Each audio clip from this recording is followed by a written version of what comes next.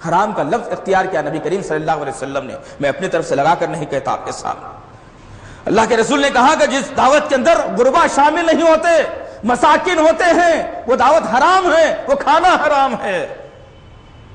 ذرا غور کیجئے کہ آج ہماری دعوتوں کے اندر کیا ہوتا ہے، اگر غلطی سے دو چار آدمی غریب غربا گھس کر کے اگر آ جائے تو سارے لوگوں کے سامنے ان کی عزت اتار دی جاتی ہے، دھپے مار مار کر ان کو باہر کر دیا جاتا ہے، گالی گلوز ان کے ساتھ میں کی جاتی ہے۔ یہ نہیں ہوتا کہ اللہ کی رحمت بغیر بولے ہمارے دروازے پر آ گئی ہے، ہم کیوں نہ اس کا استقبال کرنے میں لگ جائیں۔ بڑے بڑے لوگوں کو بلانا، مالداروں کو بلانا ایک شیوا بن گیا ہے، اور کمپٹیشن میں شادیاں ہو رہی ہیں ہمارے پاس کہ ان کا ولیمہ ایسا ہوا میں اس سے اچھا کر کے بتاؤں گا۔ نعوذ باللہ من ذالک، کمپٹیشن میں ولیمہ کر رہا ہے، کمپٹیشن میں قرآن یاد نہیں کرتا، کمپٹیشن میں احادیث یاد نہیں کرتا، کمپٹیشن میں اللہ کا ذکر نہیں کرتا، کمپٹیشن میں دین کا کام نہیں کرتا، کمپٹیشن میں تو دنیا کے معاملے میں۔ افسوسناک پہلو ہے عزیز ساتھیوں۔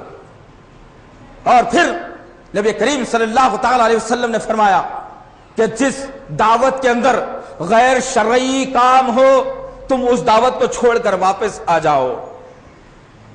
ایک موقع تھا کہ حضرت عبداللہ بن عمر رضی اللہ تعالیٰ عنہ حضرت ابو ایوب انصاری رضی اللہ تعالیٰ عنہ کو دعوت دیتے ہیں کھانے پر۔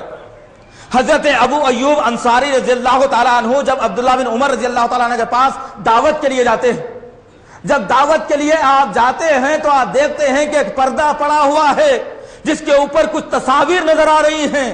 حضرت ابو ایوب انصاری رضی اللہ تعالیٰ عنہ نے اختلاف کیا اس کے اوپر، تو عبداللہ بن عمر نے کہا کہ میری طرف سے نہیں ہے، یہ میری بیوی کے طرف سے تھا، میں نے ڈالنا پسند نہیں کیا، یہ میری بیوی نے کیا ہے۔ ابو ایوب انصاری رضی اللہ تعالیٰ عنہ سخت خفا ہوئے اور اس مجلس سے اٹھ کر کے آپ نے باہر نکل گیا اور کہا کہ تیرے گھر کا کھانا میرے لیے حرام ہے کیونکہ یہاں پر غیر شرعی کام ہو رہا ہے۔ یہ انداز تھا ان کا۔ آج کیسے ولیمے ہمارے پاس آج ہو رہے ہیں، ولیمہ کرنا سنت تھا لیکن آج فاحشاؤں کو بلا کر نچایا جاتا ہے، آرکسٹرا کرایا جاتا ہے، کچھ دولہا ناچتا ہے، دولہے کا باپ ناچتا ہے، بھائی ناچتا ہے، سالہ ناچتا ہے، ماموں ناچتا ہے، اور یہ سمجھتا ہے کہ میں اس سے بڑا کارنامہ اور انجام دے نہیں سکتا۔ ایسی قوم سے کیا امید رکھی جائے؟ ایسی قوم کیا مسلم معاشرے کے سدھار کے لیے ضمانت بنے گی؟ کیا ایسے مسلمانوں پر اللہ تعالیٰ رحمت کی چادر کو داخل کرے گا؟ کیا یہ حرام کام جو اتنا بہترین مقدس طریقہ اللہ نے قرآن اور حدیث کے اندر بتایا، سورہ نساء کے اندر 25 کے اندر اللہ نے واضح کر دیا کہ جب تم کسی کے ساتھ نکاح کرنا چاہتے ہو تو مہر مقرر کرو اور مہر دے کر کے اس عورت کو لے کر کے آؤ، لیکن یہاں پر معاملہ ہمارا ایسا ہے کہ مہر بعد میں دیں گے، اس سے پہلے لے کر کے لائیں گے۔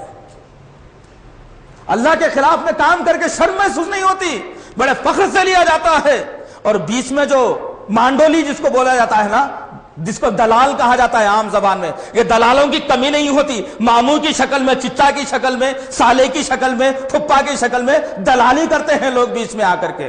میں دلال کا لفظ دوں گا انہیں، کیوں کہ جو اللہ اور اس کے رسول کے خلاف میں کام کرے گا اس کا کوئی مرتبہ مقام معاشرے کے اندر نہیں رہ جاتا۔ یہ دلالی کرتے ہیں بیچ میں آ کر کے کہ نہیں بھائی اب ایسا مسئلہ ہے، اب بچی آپ کی آنے جانے والی آپ کی بچی کے لیے ہونا ہے، ذرا ایک گاڑی اچھی دے دیے تو اچھا تھا۔ دولہا تو نہیں بولا مگر ہم بول رہے ہیں اپنی طرف سے۔ استغفر اللہ ربی، ارے دلالی کہاں کر رہا ہے میرے بھائی؟ حرام کام کے اندر سپورٹ کرنے میں دلالی کر رہا ہے، اور کیا اللہ تجھے معاف کر دے گا اسی دلالی سے؟ ہرگز معاف نہیں کرے گا اللہ تجھے کبھی بھی۔ تو عزیزان محترم، بڑی طلب اور فکر کے ساتھ میں آپ کے سامنے آج کا خطبہ رکھا گیا ہے۔ معاشرے میں، خاندان میں، قبیلے میں اگر کہیں حرام کام اگر ہو رہا ہے تو ہماری ذمہ داری ہے کہ ہم اس کا سوشل بائیکاٹ کریں، ہم مخالفتیں جھیلیں، ماموں کی مخالفت صحیح، ماں باپ کی مخالفت صحیح، چچا کی مخالفت صحیح، لیکن نبی کی سنت کو قائم کرنے کے لیے تمام مخالفتیں جائز۔ آج ہمارا معاشرہ یہ بتاتا ہے کہ پوری مخالفتیں صحیح کر لو، ایک سے مخالفت لے لو نبی سے۔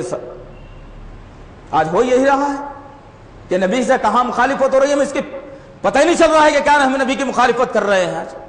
آج شدید ضرورت ہے کہ ایسے مقامات جہاں پہ اگر ہمارے خاندان میں ایسا رسم اگر ہو رہا ہے تو ہم اس کا بائیکاٹ کر کے آ جائیں، اپنی ماں بہنوں کو وہاں پر نہ بھیجیں، نہ خود جائیں، نہ اپنی اولاد کو وہاں پر بھیجیں۔ اس کے لیے خاندان کا اگر اختلاف اگر ہوتا ہے تو جائز اختلاف ہے، یہ بڑی ذمہ داری سے اس منبر سے کہہ رہا ہوں میں۔